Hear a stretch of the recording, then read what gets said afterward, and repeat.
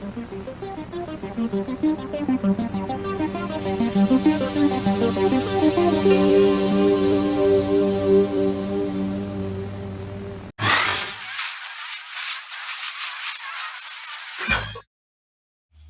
everyone, thanks for tuning back in. You're joining for episode 3 of my 5-episode tutorial, and this is for painting and airbrushing. This is the first tutorial series that I've done. Again, we're on episode 3, so if you're joining now and you're missing out going, whoa, I missed episode 1 or I missed episode 2, you can check out my description for this video. I'll have the links for all 5 videos posted there. Or you can just back out and they're right there on my channel. I did release all 5 episodes at once. So in this episode, we're actually going to finally get into some actual airbrushing. So in this episode, you're going to see what I use as far as my airbrushing setup, my compressor, airbrush options that I use, the paints that I'm currently using and things of that nature. And I'm going to take you through a process of showing you how to lay realistic flames.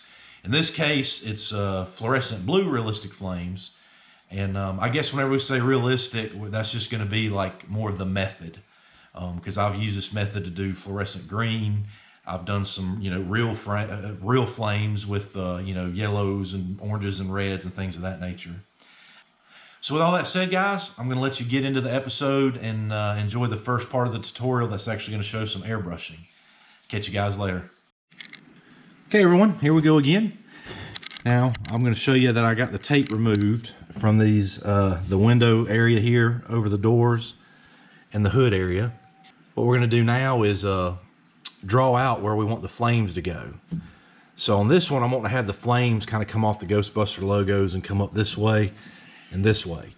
Now, the reason I've got to draw that is because we're going to actually brush in with a fluorescent colored blue. And then we're going to back that blue with some white in the actual design of the flames.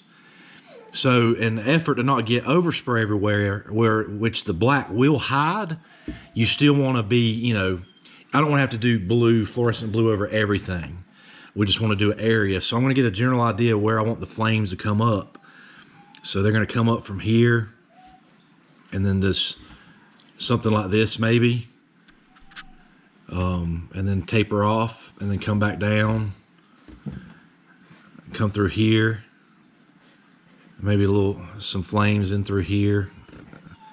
So what I'm going to do is I'm just going to fog that whole area with blue too, and then we're going to come back down and have some flames coming this way.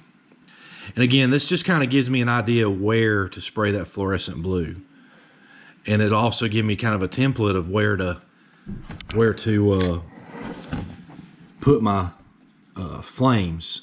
Because again, what I'm going to do is I'm going to come in with fluorescent blue, fog in this area. I'm going to go outside of this line a little bit, okay? I'm going to fog in this area all the way around, the same thing here, but I will not put blue anywhere in here. And then we're going to come in with white and back the fluorescent blue with the white. And I'll show you more of that here shortly.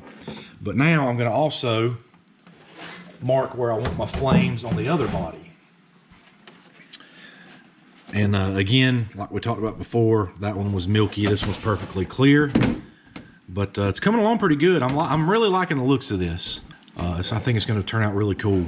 So on this one, kind of a similar situation, and we got even more area to work on this one. So with this one, I want the flames to kind of follow this whole contour here and flame out that way. Bring the flames down. We might put some here, maybe. I don't know. Maybe I'll go ahead and fog that in blue too. We'll see. Then we want the flames to come this way. And then we want it to come all the way down through here like that. And then there'll be flames down here. I'm going to go ahead and just... So it'll be split flames there. But I think what'll be cool is because the roof is just plain. I think it might be really cool if we do some flames on the roof maybe. So maybe we'll do the roof a little differently. Maybe the roof will come up with just some center flames and come off like this. And have some little torch lights, flames coming off like this, a little bit of heat. And we'll do some of that down here as well. There'll be some how the flame kind of goes off and all that such. So now, whenever you look at the body, again, you see where I've got it marked out where I want them to go. And this same thing, this whole area here, we're gonna airbrush some fluorescent blue in and such. Still got to get my window mask in first. But that's the next step, and that's the step that's going to be more of the tutorial. I've kind of walked you through this, but I'm not going to, like I said, show you just me spraying rattle can, because that's pretty basic. I went over, and then not saying that in a rude way, but you know, we went over some of the normal steps you would do about how far to stay out the body and stuff like that.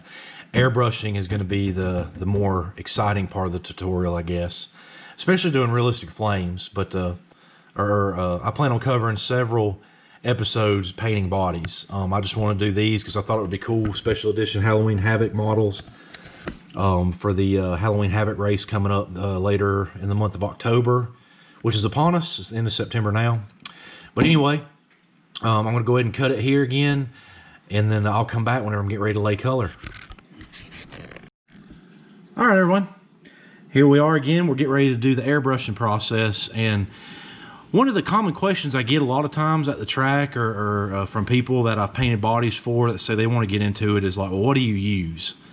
So I'm just going to give you a quick rundown. This is my preference. Again, there's several airbrush manufacturers out there, several manufacturers that make airbrush accessories. That's up to you.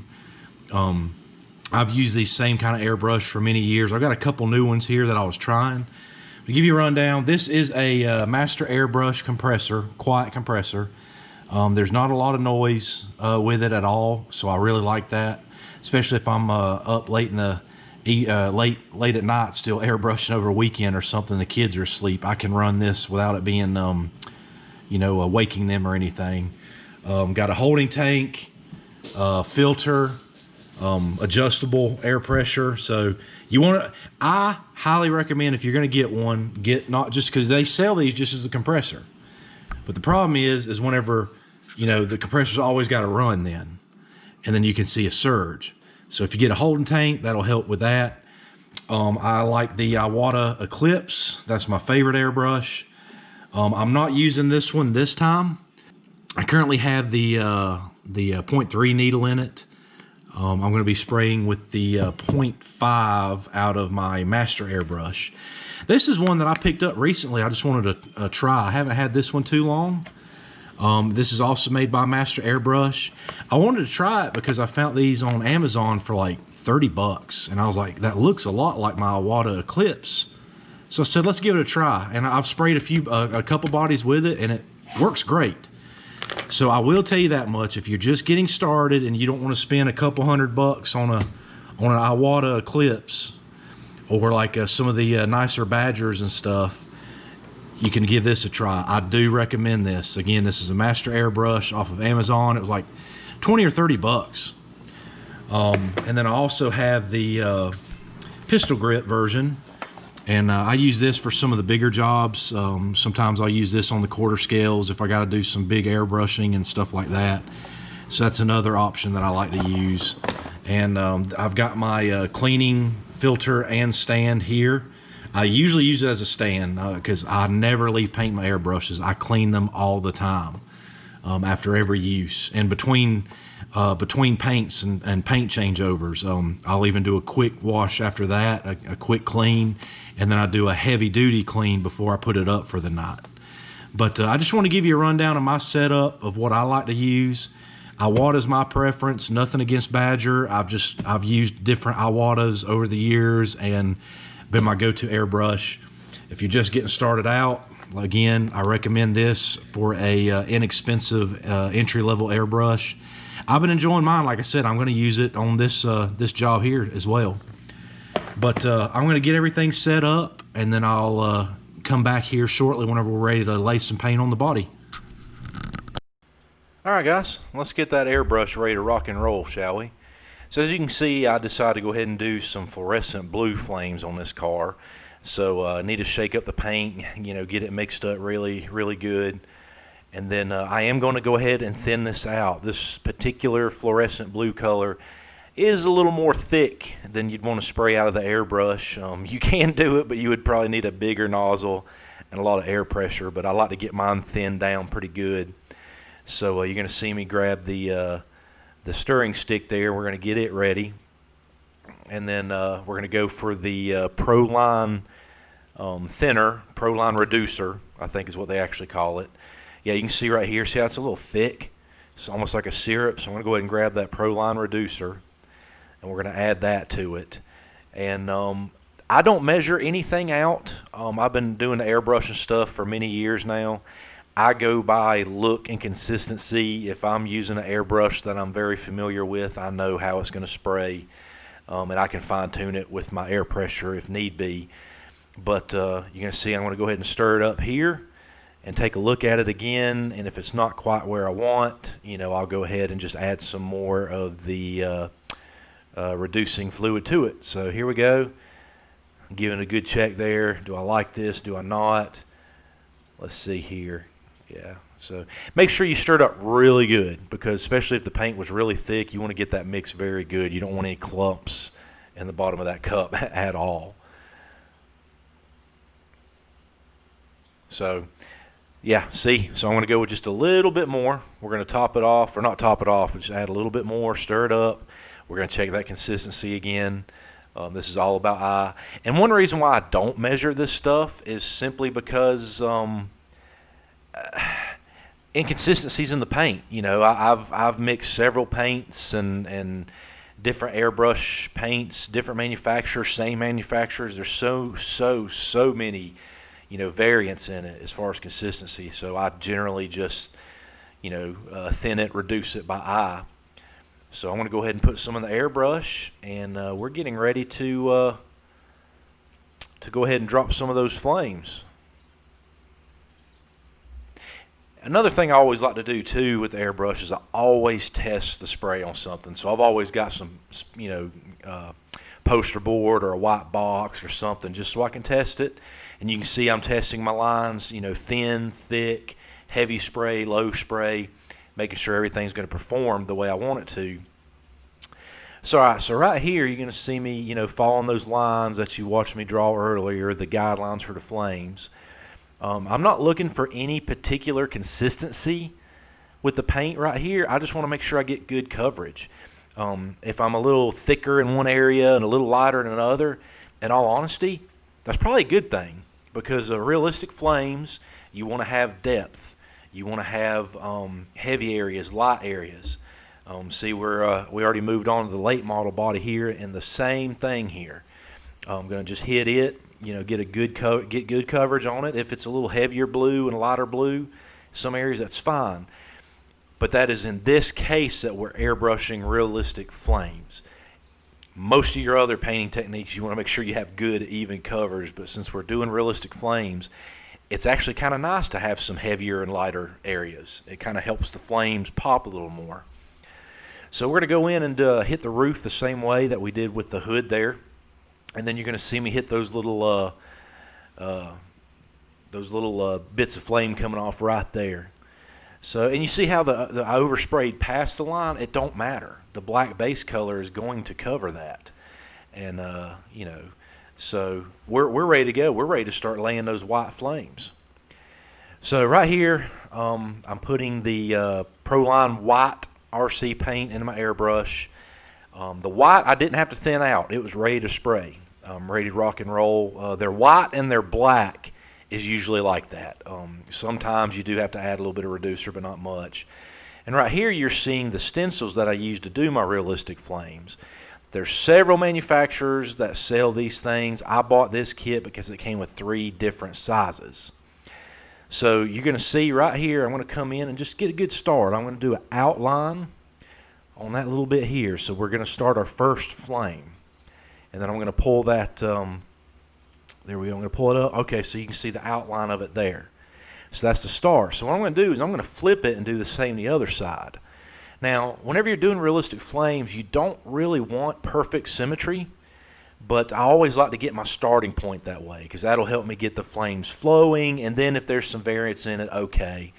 But I probably did stay a little more symmetric on these bodies just because I kind of wanted to. But with it kind of helps you doing one side to copy the other. But feel free to get wild with it. And here you go. You see we're starting the next step. I'm going to add another little flame starter, a little flame opening there. And the secret to realistic flames is you want to do an open side and a closed side. And you kind of want to alternate. And another thing with realistic flames is you do want layers. Okay, so right here, where I'm going to go ahead and start my closed flame, I think. No. Yes, we're starting our closed flame. Yep, there we go. Starting our closed flame on that one side, okay, and that's and I'm going to do the same the other, and that's just give me a guide point, because like I was saying earlier, with realistic flames, you want an open side and a closed side, and you want layers. You don't want the layers to get so crazy to the point that it just looks like a jumbled up mess, but you do want to layer it. So now that I got it closed side, you can see that I'm coming in here and I'm going to add some more curvature into the flame. Okay, so it's starting to look like something now. You see, looking at it here on this side, you can start seeing, wow, okay, I can start seeing some flame movement. Still a little plain right now, so I'm going to go in and hit some more areas. I'm going to start doing some flame tips. Going to do some more little flame starters. See, what I'm doing here is I'm closing off one of the flames on each side, and it's kind of giving it a flame tip as well. This is a really fun technique, and it's not as hard as it looks. I think the more challenging aspect of realistic flames is being able to operate an airbrush properly. Being able to adjust from fine spray to heavier spray, and how much paint you're going to spray in an area, and understanding open and close and this and that. And okay, because now you see me adding those little flames in the center of the nose. And then I'm going to come in and do some more opening and closing in different areas, and adding some little tips and details here and there.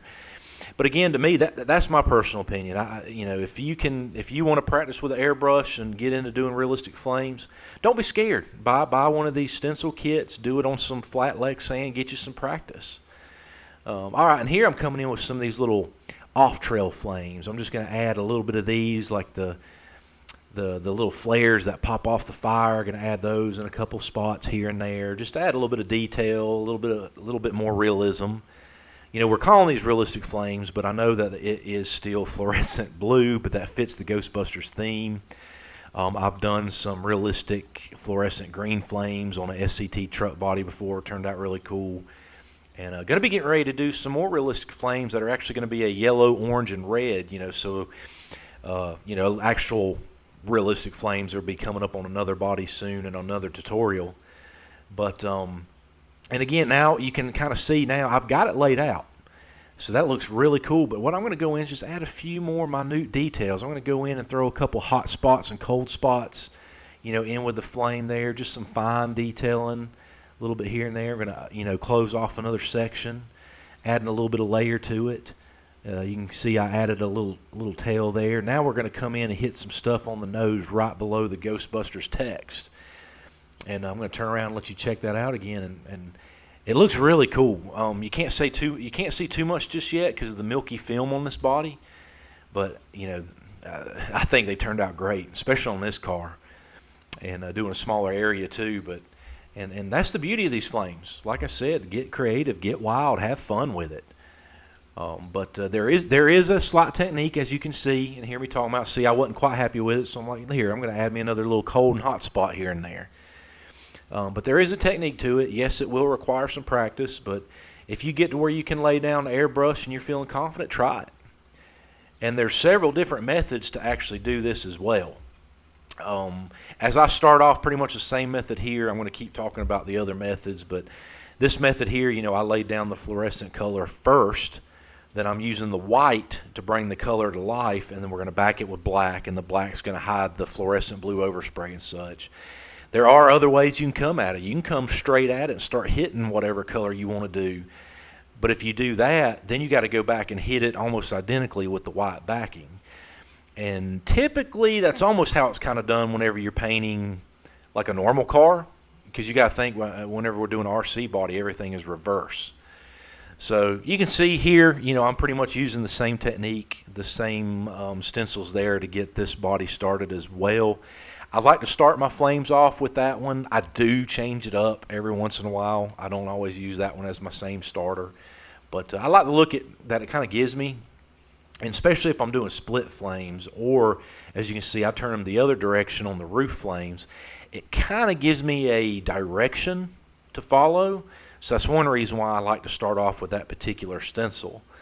So as you can see, I'm starting to go in and do some more flaming, a little bit more opening and closing again. That's one thing you have to remember. I'm sure I've repeated myself several times already, but that's another one of the secret to doing realistic flames. You want an open side and a closed side. So you want to be going from an open stencil to a closed stencil.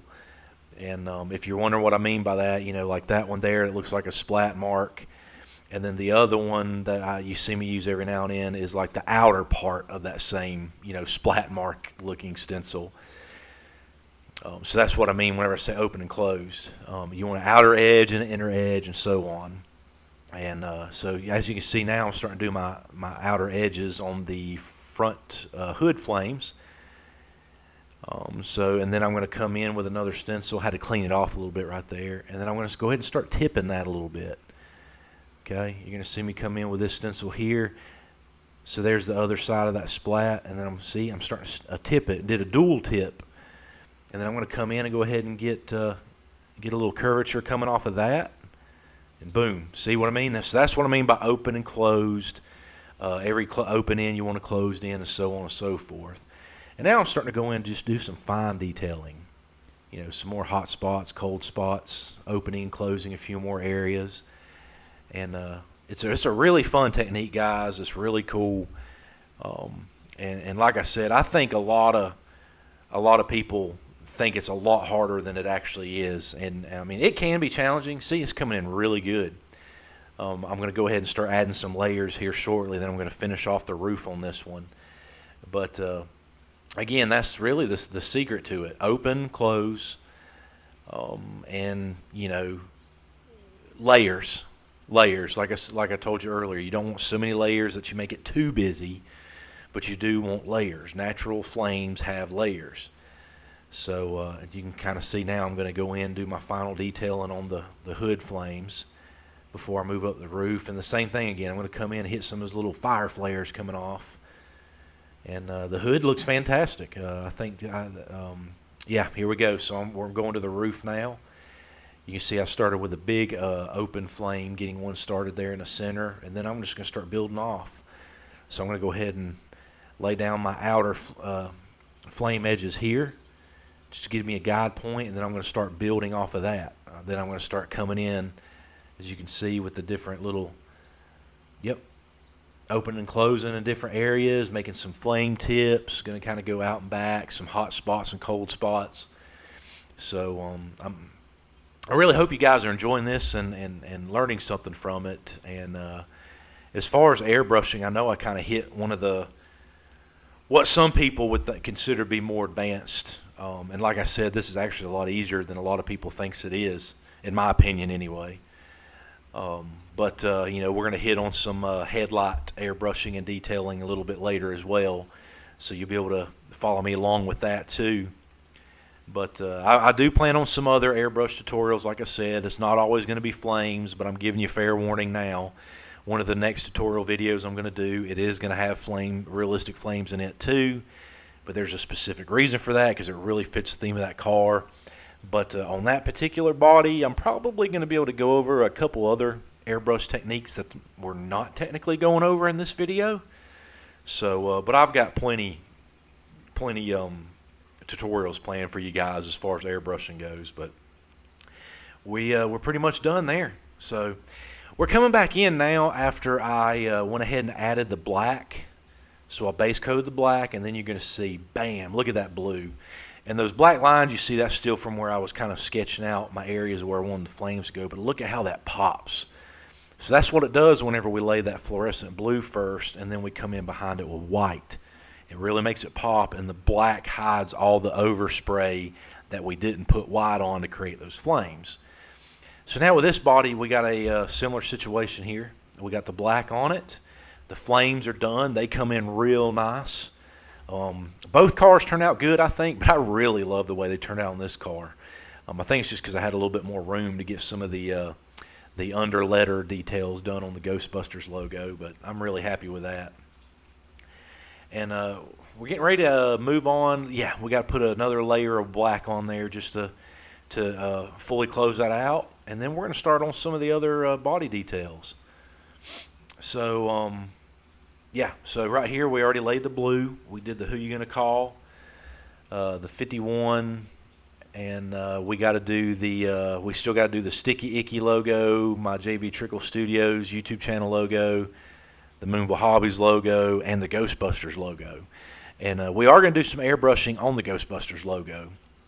And on the Super Street body, you can see a little bit different. Got the a little bit of a different layout on that body, but once again, following the body lines, like I said earlier in the video, a lot of times that's a secret to making a really cool looking RC body for a race car, is follow the contours of the lines that's already there. Yes, you can get crazy with it. I do it sometimes myself, but sometimes that's one way to do it, keeping it clean, and follow the natural body lines. And guys, that's a wrap for this video. This is episode 3 of 5. And in this video, to give you a recap, we covered some the obviously the airbrushing of the realistic flames. Went through the process of that. Showed you my my airbrushing setup and some various airbrushes and airbrushing supply that I like to use, as well as just some further detailing. We got the blue laid on the car now and all that kind of good stuff. So the cars are turning around and the cars are coming out really good. So episode 4 is up and ready for your viewing as well. And in episode 4, you'll get to see some more airbrushing as well as some base color painting as well. But again, guys, I appreciate it, and I hope you stick around and check out episode 4. Thank you guys so much.